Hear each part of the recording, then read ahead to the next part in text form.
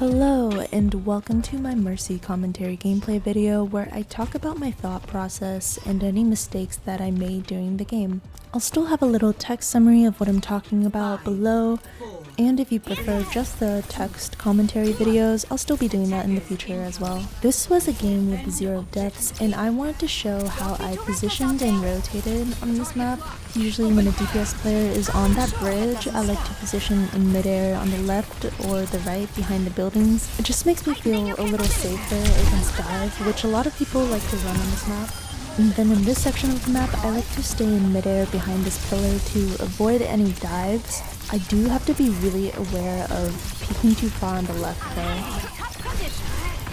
When my team rotates back, I like to position on this platform. I don't like being in the hallway just because it makes going out so much harder. If I'm up here, it forces the enemies to come to me, and I have 2 health packs that I can go to, and I can go to my Anna, who is safe in this hallway, which I did.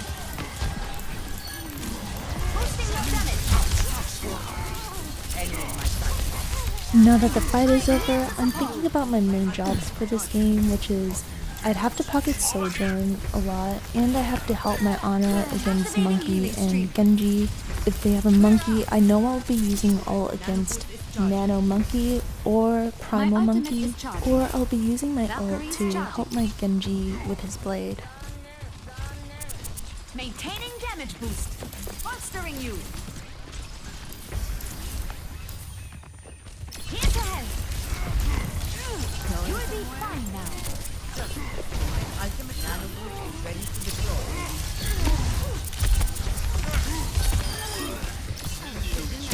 It doesn't seem like their Monkey and Genji are very coordinated, which is good for me because I can easily counter their Monkey and save my Ana.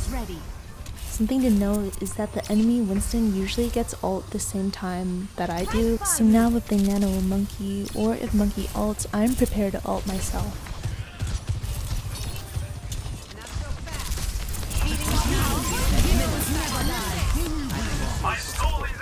My Genji ended up popping off, so my ult wasn't that necessary, but I'd rather be safe than sorry. And there isn't much else that I could counter. Like, I guess I could counter Kitsune Rush with it, but it would have been really bad had I died to Nano Monkey there. So now I'm thinking he definitely has Primal, he just got nanoed. I do a preemptive super jump because I know they're about to die. He's diving my Ana, so I'm trying to keep her as safe as possible. I can't save my Sojourn, unfortunately. I was kind of hoping because I was saving Ana she would nade Sojourn, but I don't think she had her nade. I want to res my Sojourn, so their Sojourn had a good sightline on me, so I likely would have died, or my Genji would have died because he was really low. I didn't think it was worth it, so I just didn't res. And it was fine anyways, because the fight was over.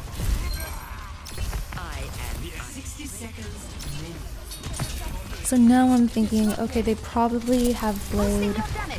I wasn't sure if they had Nano at this point, but in my head I'm thinking, okay, I have to avoid Monkey's jump and Genji's blade. So once I'm in here, I just do a preemptive super jump behind cover.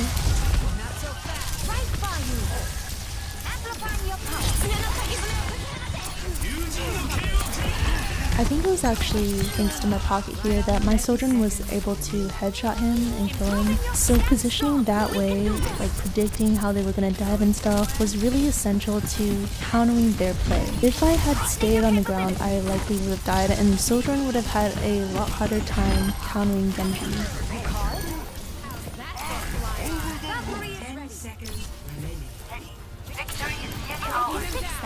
Yeah, so honestly, that was kind of it for that round. Like, nothing too fancy or special. I didn't do anything that, you know, is too crazy. I just rotated properly and predicted what ults they had and stayed in mid-air, but also stayed behind cover. 0, 2, 1.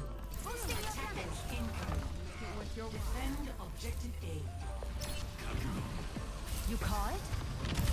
So here my plan is basically to do kind of the same thing. Pocket Sojourn, pocket my Genji, help my Ana. I cross really quick to this side for some cover, and then realize I have to cross back to help my Ana because Lucio is diving her. Unfortunately, I couldn't save my Ana, So I'm just trying to keep my monkey alive and to stay alive myself. I also cannot help Sojourn, but I can res my Ana, so I do that. And really, that was kind of the game where I just valued my own life and tried not to die.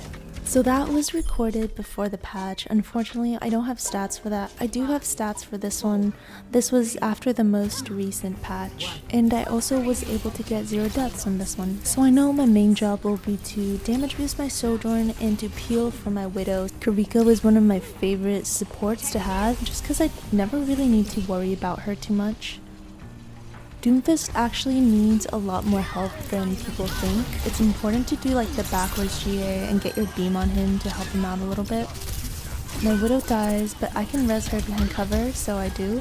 So now I know they're running a Sojourn, they're for some reason also on Doom, and they have a Genji. I couldn't save my Doomfist, he was really far forward and I didn't want to risk my life for it.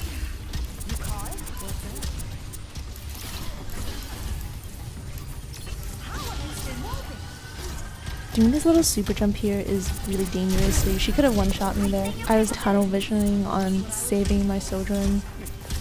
We cannot allow them to proceed. Genji is going after my Widow, so I'm helping her out. My Sojourn slides in really aggressively, and I can't react fast enough to help her. If I hadn't turned around, I think I probably could have reached her, but I was so paranoid that Genji was still going after my Widow. Fight's lost, so we're just trying to back up and to stay alive. Still charging up. They're moving the barricade. No one can hide from my sight. My Kiriko dies and their Kiriko ults, so that's why I Valk here, is to make up for the heals, also just to stay alive in general.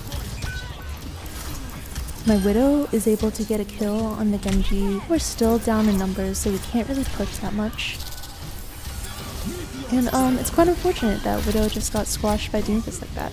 I don't res Widow, I definitely could though, but I have a feeling that she's gonna switch. By the way, I don't play with chat or anything, so I have no idea like when someone's about to switch and stuff. That was just a guess because she was kind of struggling in that comp. My Sojourn got a really nice kill on their Sojourn, and she's in a really aggressive spot, so I start hard pocketing her, damage boosting her as much as I can.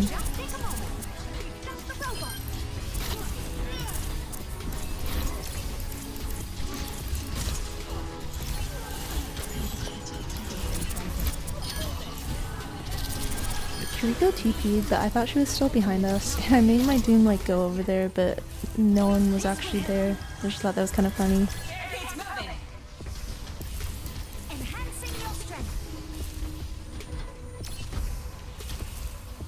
So I'm pushing up ahead with my team while Kiriko stays on the push bot. The push bot moves at the same speed no matter how many people are on it, so it's more important that I help damage boost like my Doom and my Sojourn as we push up. That was a really nice kill on their Kiriko. Their Sojourn was spamming me out, so I had to go hide. And I'm staying in hard cover. I'm not in tune to help my Doomfist.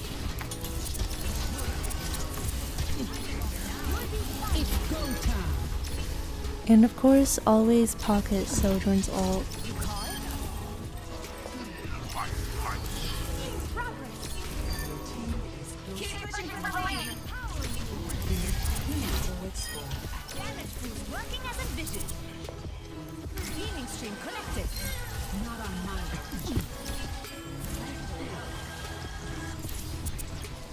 And again, just staying really safe behind cover to hide from their Sojourn. Ulting for Kitsune Rush and to dodge Blade. I was really lucky to be able to get that off, like they seemed really absent-minded. And I'm just trying to stay in Kitsune Rush a little bit longer so my res countdown will be reduced. I see that Sojourn is having a duel with their Sojourn, so I'm pocketing her as much as I can.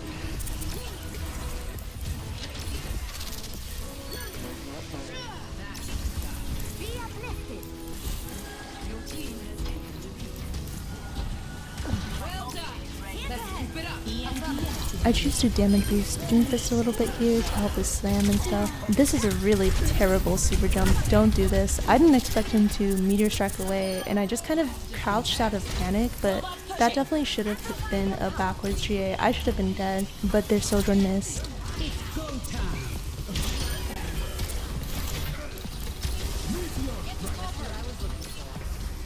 And staying in the air just because Doomfist has meteor strike.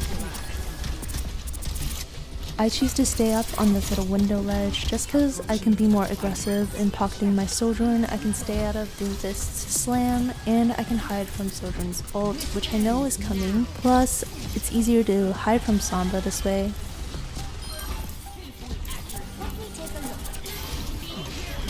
I fly really in the open here, but I know this Sojourn is dead, so I'm not too worried.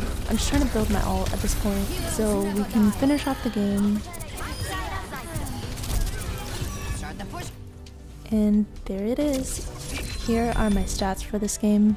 I'm still working on the damage boost guide. Hopefully that will be out soon. If not, I'll be putting out another gameplay video. Thank you for watching.